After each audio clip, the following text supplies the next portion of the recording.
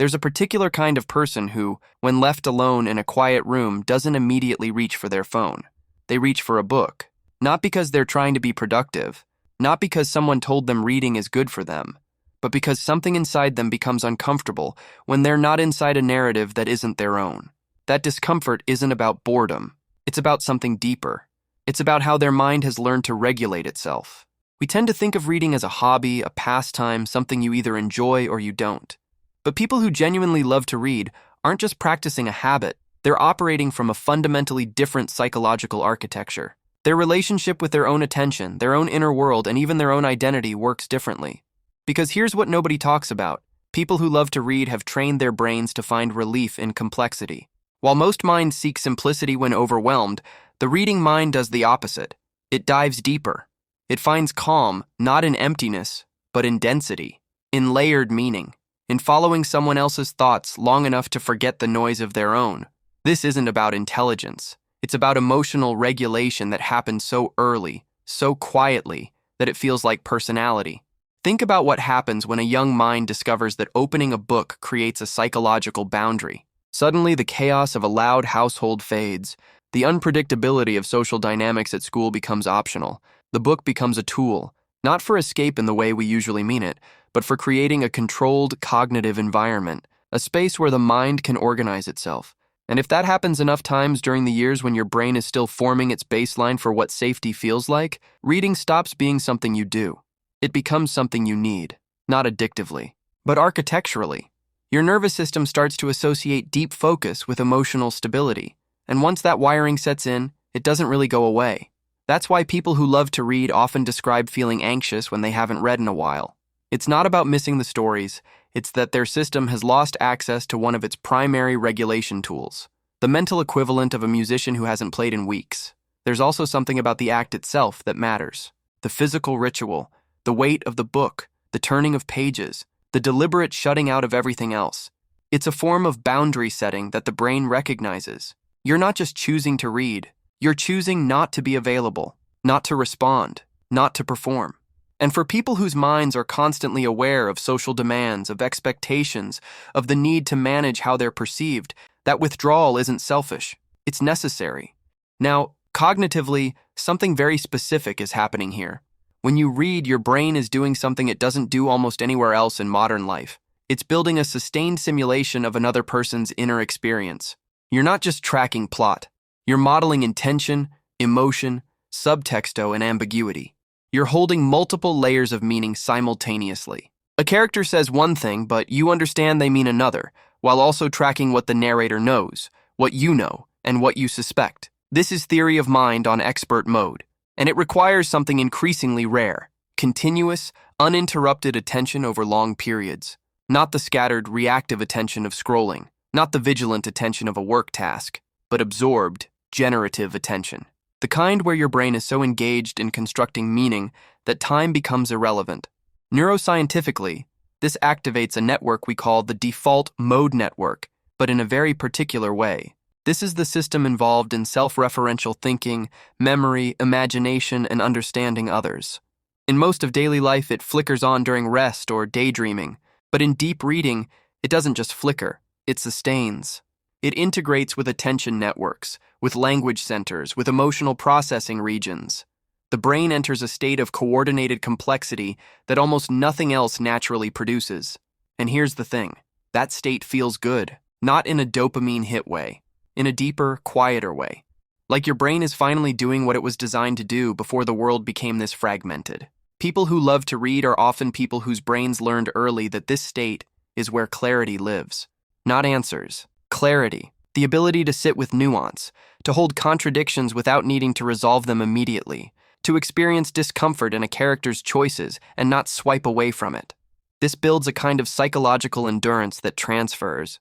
You start to notice it in how they handle ambiguity in real life. They're slower to judge, not because they're more moral, but because their brain is used to waiting for more information.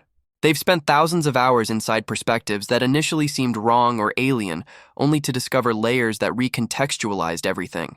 That repetition creates cognitive patience. It also creates something unexpected, a comfort with uncertainty, because every good book trains you to tolerate not knowing.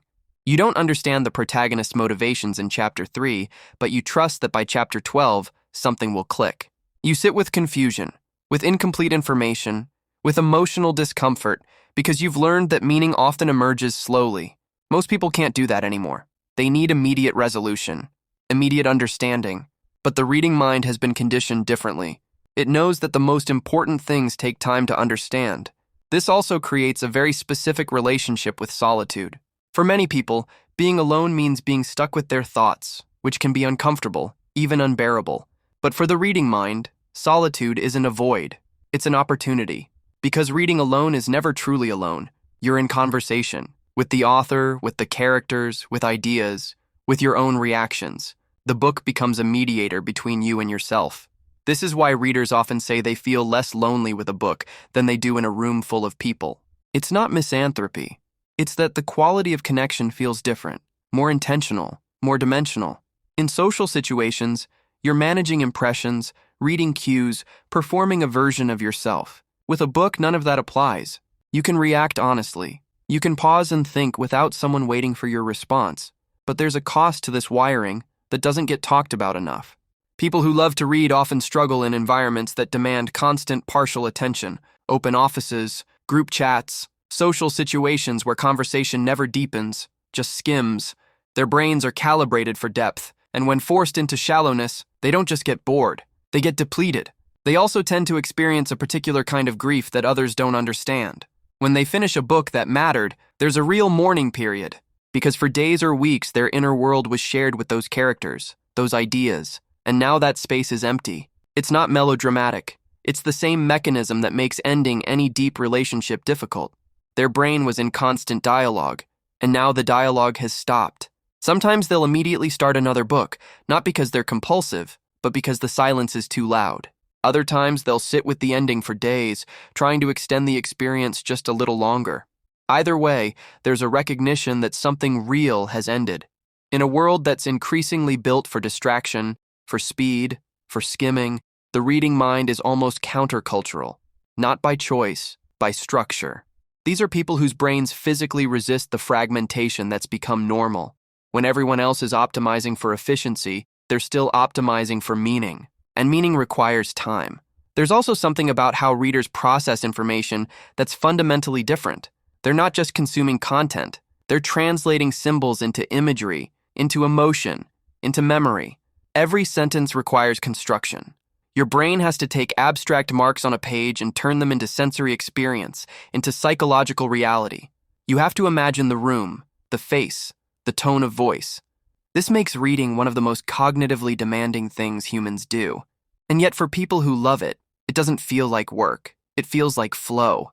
Because unlike film or television, which gives you everything pre-made, reading asks you to collaborate. The author provides the blueprint, but you construct the experience. And that act of construction is where the satisfaction lives. It's also why two people can read the same book and have completely different experiences. The book becomes a mirror. It reflects not just what's on the page, but what you bring to it, your history, your associations, your emotional landscape. Here's the deeper truth. People who love to read aren't escaping reality. They're looking for a version of consciousness that feels more real than what daily life offers. Because in a book, everything means something. Every detail was chosen. Every moment connects. Cause and effect are traceable. Inner worlds are articulated. The chaos has shape.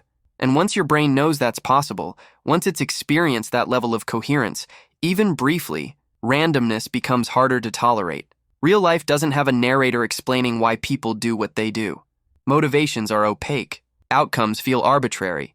But in a book, even when things are ambiguous, there's structure underneath. And for a mind that craves pattern, that seeks understanding, books offer something daily life can't. A guarantee that confusion is temporary. That if you keep reading, meaning will emerge. That's what reading actually is for these people. Not entertainment, not education, but a return to a state of mind where things make sense, where attention isn't fragmented, where you can think one thought all the way through before the next one interrupts, where you're not performing, not producing, not optimizing, just witnessing, just understanding. And maybe that's not an escape. Maybe that's the most human thing we can do. To quiet everything else long enough to actually hear what someone else thought deeply enough to write down. To let another consciousness shape yours for a little while. To to prove to yourself that your mind can still do this. That's not a hobby. That's a way of being in the world. And once you understand it that way, you stop asking why some people love to read.